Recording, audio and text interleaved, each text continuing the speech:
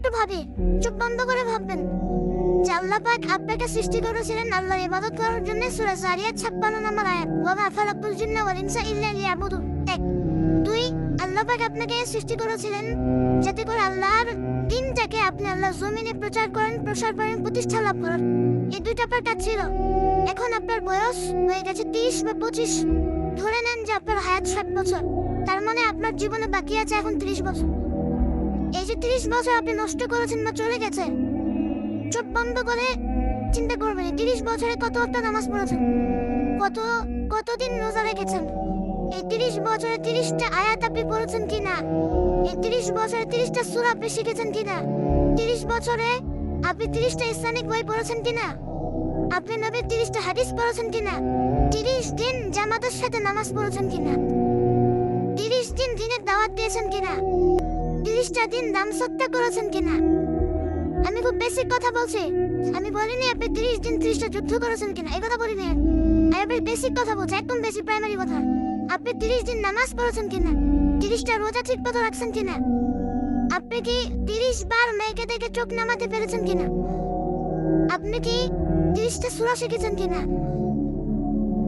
30 বার আপনি কি রাসূলের জীবনী পড়েছেন কিনা, তার হাদিস পড়েছেন কিনা, আপনি কি নবী সাল্লাল্লাহু আলাইহি ওয়াসাল্লামের স্ত্রীদের নাম জানেন কিনা, তার জীবনী জানেন কিনা, আকীদা কি জিনিস আপনি জানেন কিনা, 30টা মাসলা মাসাইল আপনি বোঝেন কিনা। আপনি চিন্তা করবেন, এই একটা চিন্তা আপনার জীবনটাকে বদলে ফেলবে ইনশাআল্লাহ। এই একটা চিন্তাই যথেষ্ট আপনার জীবনকে বদলে ফেলার জন্য।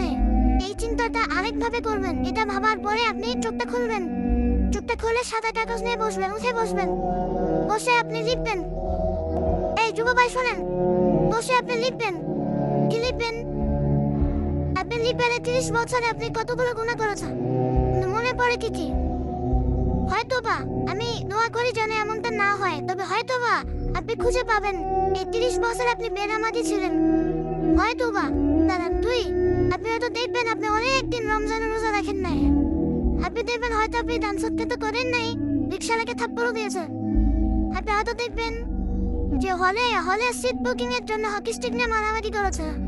আপনি হয়তো দেখবেন 30 বছরে 30টা মেয়ের সাথে সম্পর্ক করা শেষ। আপনি হয়তো দেখবেন যে আপনি অলরেডি পতিতালয়ে ভিজিট করে চলে আসছেন। আপনি 30 বছরে 30 বার কমপক্ষে এই মাদকের আসরে বসেছিলেন, এবং 30 বছরের বহু সময় আপনি অনলাইনে নষ্ট করেছেন, পর্নোগ্রাফি থেকে নষ্ট করেছেন।